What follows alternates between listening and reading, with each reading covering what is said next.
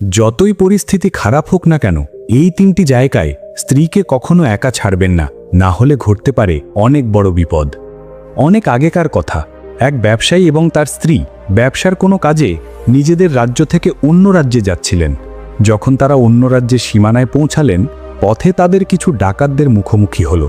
ডাকাতরা ব্যবসায়ী এবং তার স্ত্রীর সব কিছু লুটে নিল। এভাবে ডাকাতের দল ব্যবসায়ী এবং তার স্ত্রীকে ভিক্ষুক বানিয়ে রেখে চলে গেল।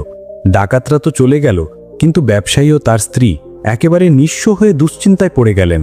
ভাবতে লাগলেন, এখন কি করব? অচেনা শহর, অচেনা মানুষ। এমন পরিস্থিতিতে তাদের অবস্থা খারাপ হয়ে গেল, কারণ অচেনা শহরে অর্থই সবকিছু। ব্যবসায়ী তার স্ত্রীকে নিয়ে অপরিচিত শহরের দিকে এগিয়ে যেতে লাগলেন। তাদের মনে চিন্তা হচ্ছিল যে এখন ব্যবসা করবে কিভাবে। এই চিন্তায় তিনি হাঁটছিলেন। এমন সময় তারা শহরের বাইরে একজন সাধুর কুটির দেখতে পেলেন। ব্যবসায়ী তার স্ত্রীকে নিয়ে কুটিরের দিকে হেঁটে গেলেন। কুটিরে পৌঁছানোর পর তিনি দেখতে পেলেন এক সাধু মহারাজ একটি গাছের নিচে বসে তার শিষ্যদের উপদেশ দিচ্ছেন। ব্যবসায়ী ভাবলেন, কেননা আমার সমস্যাটাই সাধু মহারাজকে বলি, হয়তো তিনি আমার সমস্যার সমাধান করে দেবেন। এই ভেবে ব্যবসায়ী সেই সাধুর কাছে গিয়ে বিনয়ের সুরে তার সমস্যার কথা জানালেন। তিনি বললেন, মহারাজ, যদি আপনি আমার স্ত্রীকে কারো কাছে বন্ধক রেখে আমার জন্য কিছু অর্থ জোগাড় করতে পারেন, তাহলে আমি চিরকৃতজ্ঞ থাকব। ব্যবসায়ীর কথা শুনে সাধু মহারাজের তার প্রতি করুণা বোধ হল। সাধু তাকে তার পরিচিত এক ধনী শেঠের কথা বললেন এবং তাকে সেই ধনী শেঠের কাছে যাওয়ার জন্য পরামর্শ দিলেন। ব্যবসায়ী তার স্ত্রীকে নিয়ে সেই ধনী ব্যবসায়ীর কাছে গেলেন এবং তাকে হাত জোর করে অনুরোধ করলেন, শেঠিজি, আমার কিছু অর্থের প্রয়োজন। আমার কাছে বন্ধক রাখার মতো কিছুই নেই, কেবল আমার স্ত্রী। দয়া করে আপনি আমার স্ত্রীকে বন্ধক রেখে আমাকে কিছু টাকা ধার দিন। আমি সেই টাকা দিয়ে ব্যবসা করে আপনার পুরো অর্থ সুদসহ আপনাকে ফেরত দিয়ে দেব এবং আমার স্ত্রীকে আপনার কাছ থেকে মুক্ত করব। ততদিন পর্যন্ত আমার স্ত্রী আপনার দেওয়া অর্থের জন্য বন্ধক থাকবে। ব্যবসায়ীর কথা শুনে শেঠজি রাজি হয়ে গেলেন। তিনি ব্যবসায়ীকে টাকা দিলেন এবং তার বিনিময়ে ব্যবসায়ীর স্ত্রীকে নিজের কাছে বন্ধক রাখলেন। ব্যবসায়ী তার স্ত্রীকে সেই শেঠের কাছে বন্ধক রেখে কিছু টাকা ধার নিয়ে ব্যবসা শুরু করার জন্য রওনা হলেন। তিনি সেই টাকা দিয়ে শস্যের ব্যবসা শুরু করলেন। ব্যবসায়ী কৃষকদের কাছ থেকে স্বল্প দামে শস্য কিনে অন্যান্য প্রয়োজনীয় কৃষকদের কাছে তা বেশি দামে বিক্রি করতেন। এভাবে ব্যবসায়ী খুব অল্প সময়ের মধ্যেই প্রচুর সম্পদ অর্জন করলেন। তারপর 12 মাস পর প্রচুর অর্থ উপার্জন করে ব্যবসায়ী আবার সেই শহরে ফিরে এলেন, যেখানে সে তার স্ত্রীকে শেঠের কাছে বন্ধক রেখেছিল। ব্যবসায়ী শেঠের বাড়িতে গেলেন এবং শেঠের কাছে গিয়ে বলল, শেঠজি, দয়া করে আপনি আপনার হিসেব করে নিন এবং আমার কাছ থেকে টাকা নিয়ে নিন। আমার স্ত্রীকে আমার কাছে ফিরিয়ে দিন। এই কথা শুনে শেঠ বলল, ভাই, আমি তোমাকে কিভাবে যে বলবো, আজ থেকে প্রায় 2 মাস আগে তোমার স্ত্রী হঠাৎ করে অসুস্থ হয়ে পড়েন এবং সেই অসুস্থতার কারণেই তার মৃত্যু হলো।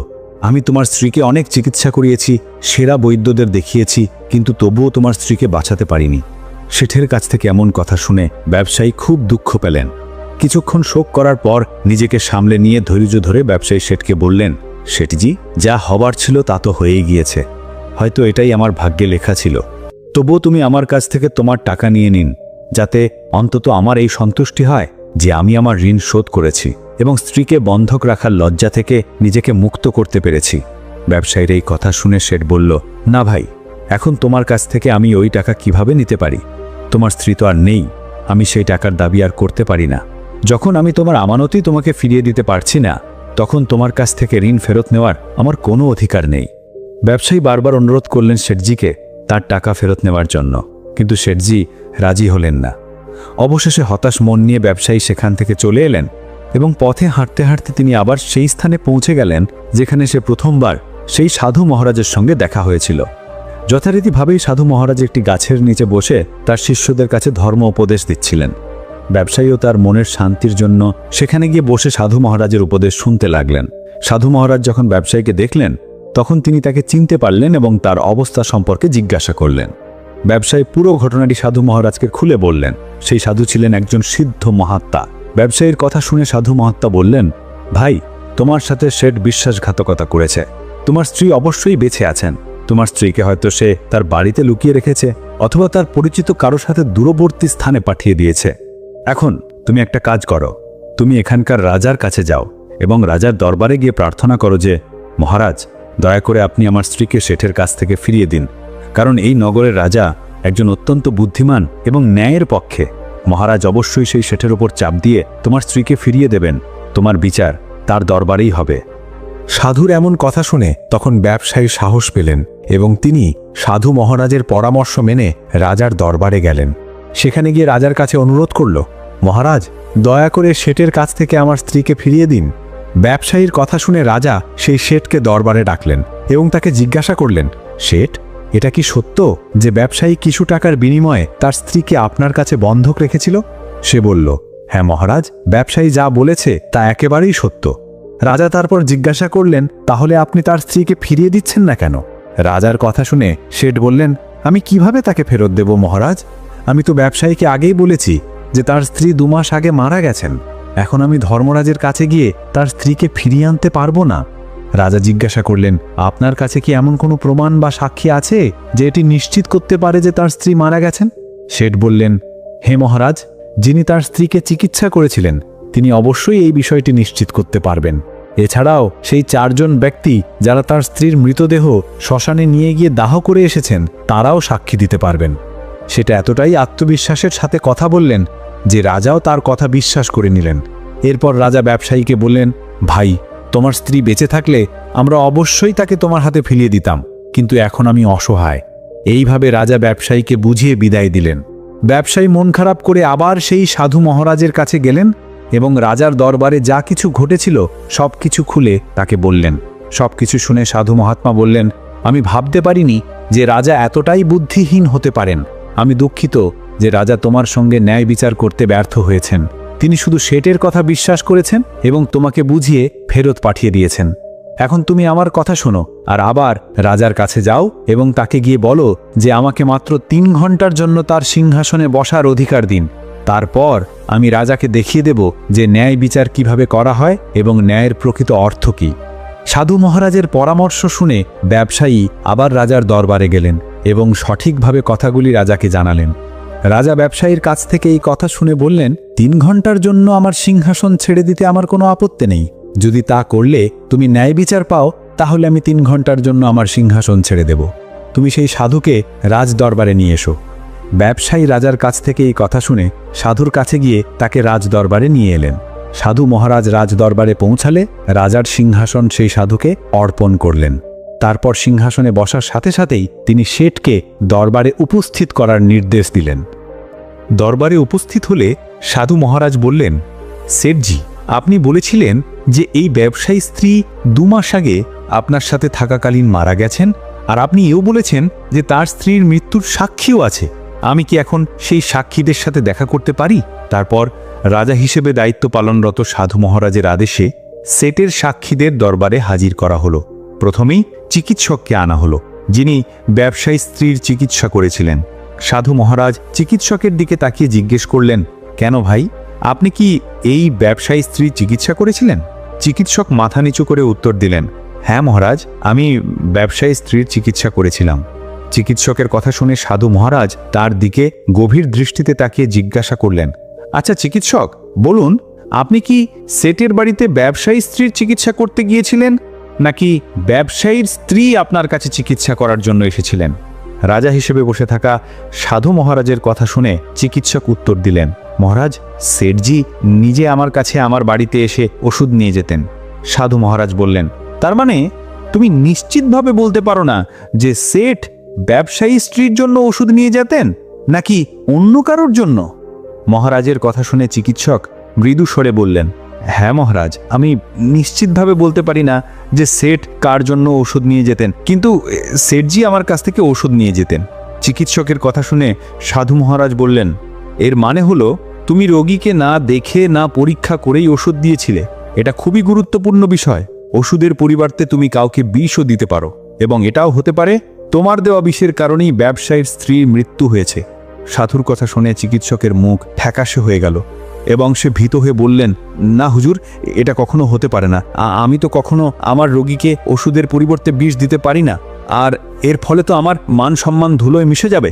চিকিৎসকের কথা শুনে সাধু মহারাজ বললেন, এখন তো তুমি এমনই বলবে। তোমার কাজের প্রতি গাফিলতি এবং রোগীর জীবন নিয়ে খেলার জন্য আমি তোমাকে 50টি বেত্রাঘাতের নির্দেশ দিতে যাচ্ছি। এখন তুমি ভেবে বলো যে সত্য বলবে নাকি সৈনিকদের আদেশ দেব তোমাকে বন্দী করার। এই কথা শুনে চিকিৎসকের শরীর কাঁপতে লাগলো এবং বৈদ্য সাধু মহারাজের পায়ে পড়ে বললেন, হুজুর, আমাকে ক্ষমা করে দিন। আমি স্বীকার করছি যে আমি সেটের কোনো রোগীর চিকিৎসা করিনি। সেট আমাকে 1000 টাকা দিয়েছিলেন এবং বলেছিলেন যদি সাক্ষীর প্রয়োজন হয় তাহলে আমি এই কথা বলে তার পক্ষে সাক্ষী দেব। এটাই আমার একমাত্র অপরাধ। লোভের বশীভূত হয়ে আমি এই সেটের প্রস্তাবে রাজি হয়ে গিয়েছিলাম। রাজা হিসেবে বসে থাকা সাধু মহারাজ বললেন, পরিস্থিতি যাই হোক না কেন, তুমি অপরাধ করেছ। সুতরাং আমি তোমাকে মিথ্যা সাক্ষী দেওয়ার অপরাধে 20টি চাবুক মারার নির্দেশ দিচ্ছি। সৈনিকরা তৎক্ষণাৎ সাধু মহারাজের আদেশ পেয়ে চিকিৎসককে ধরে বন্দি করে দরবারের সামনে তাকে চাবুক মারতে শুরু করলেন। প্রথম চাবুক পড়ার সাথে সাথেই বৈদ্য জোরে চিৎকার করে বললেন, মহারাজ, আমার প্রতি দয়া করুন, আমাকে ক্ষমা করে দিন, আমি মরে যাব। প্রতিটি চাবুকের আঘাতের সাথেই তার গলা করুণ আর্তনাদ ভেসে উঠল রাজসভা জুড়ে তার আর্তনাদের প্রতিধ্বনিত হতে লাগল। চিকিৎসকের সাথে এই অবস্থা দেখে সেটের সাক্ষী হিসেবে ডাকা 4 জন ব্যক্তি, যারা ব্যবসায়ী স্ত্রীকে শ্মশানে নিয়ে গিয়ে এবং তাকে দাহ করার কথা বলেছিলেন, তারা ভীত হয়ে পড়ল। এবার সেই 4 জন সাক্ষী হিসেবে ডাকার পালা। সাধু মহারাজ তাদের জিজ্ঞাসা করলেন, তোমরা বলছো যে তোমরা 4 জন এই ব্যবসায়ী স্ত্রীর মৃতদেহ শ্মশানে নিয়ে গিয়ে দাহ করেছিলেন। তাহলে বলো তো, শেষকৃত্যের আগে যখন মৃতদেহকে স্নান করানোর পরে যখন তাকে মরিয়ে মাটিতে রাখা হয়, তখন তোমরা কি সেই মহিলার মৃতদেহ দেখেছিলে? এই প্রশ্ন শুনে সেই সেটের 4 জন সাক্ষী উত্তর দিলেন, না হুজুর, আমরা তার মৃতদেহ দেখিনি। সেটজি, শবদাহ প্রস্তুত করার পর আমরা সেই শবদাহ নিয়ে গিয়ে দাহ করে দিয়েছিলাম। সেই 4 জন সাক্ষীর কথা শুনে সাধু মহারাজ বললেন, আর তোমরা এটা জানারও প্রয়োজন মনে করনি যে সেই শবদেহে মৃত ব্যক্তি শুয়ে আছে নাকি জীবিত ব্যক্তি? এটাও তো হতে পারে যে কোনো বিষাক্ত পদার্থের কারণে অজ্ঞান ব্যক্তি সেই শবদাহে শুয়ে আছে এবং তোমরা শবদাহ নিয়ে গিয়ে তাকে জ্বালিয়ে দিয়েছ। এটা খুবই গুরুতর অপরাধ। এর জন্য তোমাদের মৃত্যুদণ্ড দেওয়া যেতে পারে। চিকিৎসকের উপর মারধর দেখে ওই 4 জন সাক্ষীরা প্রথমেই ভয়ে আতঙ্কিত ছিল, আর সাধু মহারাজের মুখ থেকে মৃত্যুদণ্ডের কথা শুনে মনে হলো যেন তাদের হাত পা ঠান্ডা হয়ে গেল। বিনয়ী দৃষ্টিতে সেটের দিকে তাকালেন সাধু মহাত্মা। সেটের দিকে তাকানোর সাথে সাথেই ভয়ে সেটের মুখ লাল হয়ে গেল। সাধু মহারাজ বললেন, শেঠজি, তোমার 5 জন সাক্ষীর তো প্রথমেই হাওয়া বেরিয়ে গিয়েছে। এবার তুমি বলো, যদি কোনো মহিলার ইচ্ছার বিরুদ্ধে কারো স্ত্রীকে জোর করে বাড়িতে রাখা হয় এবং তার সঙ্গে বিশ্বাসঘাতকতা করা হয়, তাহলে তুমি কি ধরনের শাস্তি পেতে পারো? সাধু মহারাজের কথা শুনে সেটের মুখ ফ্যাকাশে হয়ে গেল এবং তার মুখ থেকে একটিও কথা বেরোল না। রাজা হয়ে বসে থাকা সাধু মহারাজ বললেন, শেঠ, আমি তোমাকে 10 বছরের কারাবাসে শাস্তি দেব, তবে এখনো সময় আছে এই ব্যবসায়ী স্ত্রীকে রাজদরবারে হাজির করার। শাস্তির ভয়ে সে তৎক্ষণাৎ তার সেবকদের বাড়িতে পাঠালেন এবং তাদের মাধ্যমে ব্যবসায়ী স্ত্রীকে দরবারে নিয়ে আসা হলো। সাধু মহাত্মা শেঠের কাছ থেকে ব্যবসায়ী স্ত্রীকে নিয়ে ব্যবসায়ীর হাতে তুলে দিলেন এবং শেঠকে মিথ্যা সাক্ষী দেওয়ার অপরাধে 6 মাসের জন্য কারাবাসে শাস্তি দিলেন। এছাড়াও সেই 5 জন সাক্ষীকে কঠোরতম শাস্তি দেওয়া হলো।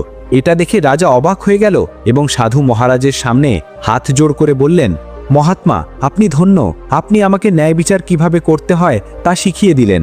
রাজার কথা শুনে সাধু মহাত্মা বললেন, রাজন, আমার এই 3টি কথা সর্বদা মনে রাখবেন যে এই 3টি জায়গায় নিজের স্ত্রীকে কখনো একা ছাড়বেন না, নয়তো ঘটতে পারে অনেক বড় বিপদ। এখন আমি সেই 3টে জায়গার বিষয়ে আপনাকে জানাচ্ছি। কেউ যদি এই 3টে জায়গায় তার স্ত্রীকে একা ছাড়েন তাহলে পরে তাকে অনেক আফসোস করতে হবে। 3টি স্থান যেখানে স্ত্রীকে একা ছাড়বেন না। প্রথম স্থান, যদি তোমার স্ত্রী কোনো রোগে আক্রান্ত হয় এবং সে অসুস্থ হয়ে পড়েন, তাহলে এমন পরিস্থিতিতে তার অসুস্থতার সময় তাকে কখনো একা রেখে যাওয়া উচিত নয়। কারণ যখন কেউ কোনো মহিলাকে বিয়ে করে তখন সে বিয়ের সময় প্রতিশ্রুতি দেয় যে আমি তোমার সুখ দুঃখে তোমার সাথে থাকব। তাই অসুস্থতার সময় সর্বদা তার সাথে থাকো এবং তার যত্ন নাও। একজন স্ত্রী যেমন তার স্বামীর সেবা করে, তেমনি স্বামীর কর্তব্য হলো তার স্ত্রীর সেবা করার জন্য সর্বদা প্রস্তুত থাকা। এটি আপনার কর্তব্য এবং এটি আপনার সুখী জীবনের মূল মন্ত্র। দ্বিতীয়ত, যদি আপনার স্ত্রী নির্দোষ হন এবং কেউ তাকে মিথ্যা অভিযোগ দেয়, তাহলে এমন পরিস্থিতিতে আপনার সর্বদা তার পাশে দাঁড়ানো উচিত।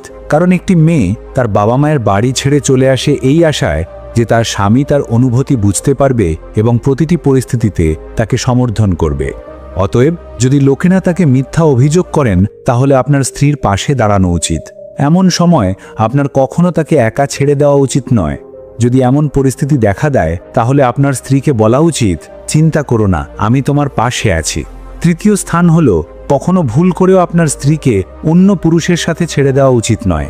সে আপনার বন্ধু, আত্মীয়, এমনকি আপনার সৎ ভাইও হোক না কেন, কোনো পরিস্থিতিতেই আপনার স্ত্রীকে অন্য পুরুষের সাথে একা ছেড়ে দেওয়া উচিত নয়। কারণ আজকের সময় কাউকে বিশ্বাস করা যায় না, কখন কে কার সাথে প্রতারণা করতে পারে।